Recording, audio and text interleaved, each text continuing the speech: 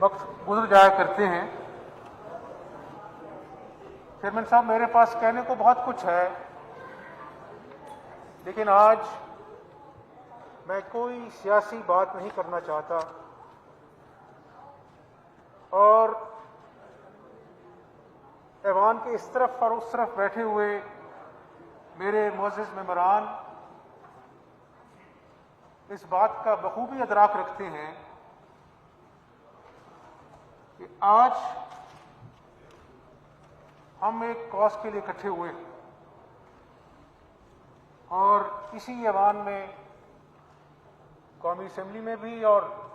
Punjab assembly में भी मुतफ़िक़ा करारदाद जो है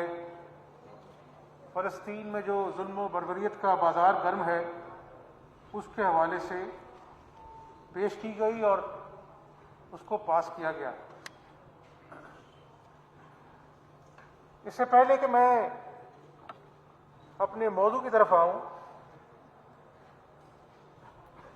कोरोना के वार जारी है और इसी ऐवान के मुअज़्ज़िज़ मेंबरान जो हैं वो अल्लाह ताला को प्यारे हो गए कोरोना की जंग लड़ते लड़ते। उसमें से एक अहम नाम मरहूम मलिक वारिस कल्लू साहब का है, जो हमारे दरीना साथी थे। माशाल्लाह से आज उनका बेटा मुअज़्ज़म कल्लू जो है वो आज इस ऐवान का हिस्सा बन चुका है। इसी तरह शौकत मंजूर चीमा साहब जो कि बहुत ही दरीना साथी थे और बहुत मेहनती और बहुत सब्र वाले इंसान थे, वो भी कैंसर के मूजी मर्ज की जंग लड़ते लड़ते अल्लाह को प्यारे हो गए। उनकी भी आज वाइफ जो हैं वो आज इस मुअज़्ज़िज़ ऐवान की मेंबर मुंतखब हो चुकी हैं। इसी तरह पीटीआई की मेंबर थी मुनीरा यासीन साहिबा, अपना जो है वो नहीं, मुनीरा यासीन साहिबा हमारी मेंबर थी और जो एक्स थे अपना एमपीए मुनीर खोकर साहब, शाहीन रजा साहिबा और इसी तरह हमारे इसी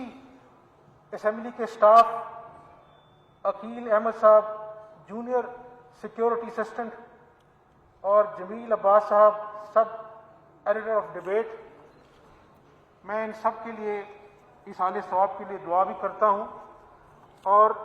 मैं ये समझता हूँ कि इन सब की कंट्रीब्यूशन है। ये सब अपना जो है आज पूरी कौम इस बात पे रंजीदा है और हालात की सदम ज़रीफ़ी ये देखिए जनाब चेयरमैन कि कौन सा वक्त चुना गया उन निहत्ते बच्चों, उन माओं, बहनों, बेटियों, वालिदैन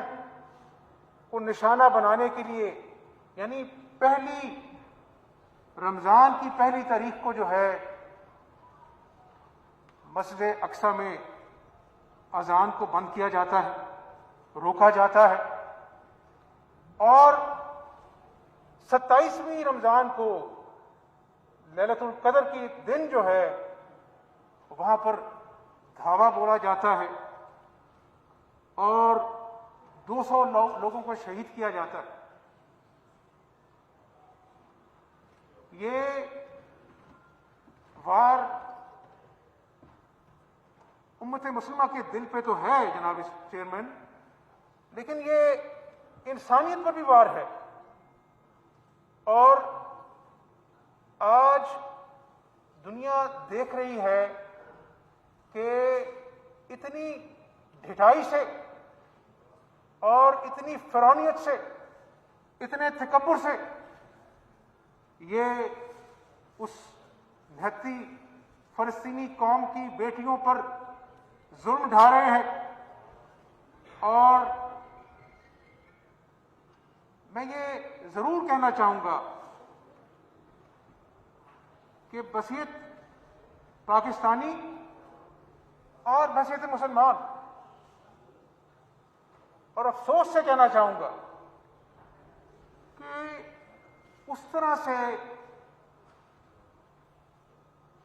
मुस्लिम में उम्मत मुस्लिमा जो है उसमें जो एक यूनिटी देखने को मिलती थी वो आज उस तरह से नहीं है, और आपस की रंजिशें जो हैं वो फलस्तीनी कौम के कौस को, और जब फलस्तीन का नाम आता है तो आज़ाद अपना मकबूजा कश्मीर का जुल्म बर्बरियत जो है उसकी याद भी ताज़ा होती है। हम उस तरह से इस कौस को उजागर करने में, दुनिया को यह बावर कराने में कि जब फलस्तीन में जुल्म होता है, मकबूजा कश्मीर में जुल्म होता है, तो ये भी इंसानियत के ऊपर जुल्म के जिम्मे में आता है। और एरियल बॉम्बिंग की जा रही है। ईद क्या होनी है जनाब चेयरमैन? मैं सोच रहा था कि हमारी बच्चों के हाथों पे मेहंदी लगती है, नए कपड़े खरीदे जाते हैं, और फलस्तीन में जख्मों पे मरहम पट्टी की जा रही थी, और ईद के कपड़ों के बजाय कफन खरीदे जा रहे थे। तो ये चीजें हम सब के लिए नमा फिक्रियां, और इस बात की मुत्तकाली है कि ना सिर्फ अक़वाम आलम, मुस्लिम दुनिया, बल्कि पाकिस्तान मिन हैसिल कौम, अगर आज हम एक इंडिपेंडेंट स्टॉक टेक करें तो आज हमारे यहां एक पोलराइजेशन का तूफान है। किसी की जायज बात इधर से हो या उधर से हो बर्दाश्त नहीं करते और रिएक्ट करते हैं। यही वजह है कि कश्मीर जो हम भी बचपन में किताबों में पढ़ा करते थे, अपने बुजुर्गों से कहानियां सुना करते थे, इस मुल्क पाकिस्तान के लिए हमारे आबाओ अजदाद ने सैकड़ों में नहीं, हजारों में नहीं, लाखों में अपनी जानें कुर्बान की, और तब ये वतन मार्ज़े वजूद में आया। लेकिन आज हम सब मिन हैसिल कौम में बात करता हूं कि जब से हिंदुस्तान ने मकबूजा कश्मीर में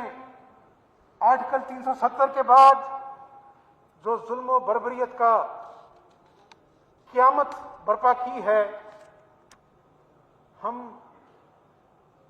सिर्फ डिक्लेरेशंस और रेजोल्यूशंस, कंडेमनेशन की बजाय अलावा कोई इफेक्टिवली उसका आनी हाथ नहीं रोक सके। इस बात की बड़ी तकलीफ है कि दुनिया जो है, जब कश्मीरियों पे जुल्म होता है, फलस्तीन में जुल्म होता है, अफगानिस्तान में बमबारी होती है, तो मुंह दूसरी तरफ कर लेती है, और जब कहीं भी छोटा सा वाकया होता है तो मुस्लिम उम्मा जो है पूरी कटहरे में आ जाती है। मेरी दुआ भी है और मेरी कोशिश भी है, और हम सब की कोशिश होनी चाहिए कि हम दुनिया को ये बावर कराएं कि ये बच्चे, अब मुझे आप ये बताएं, ये मैं नहीं कह रहा, ये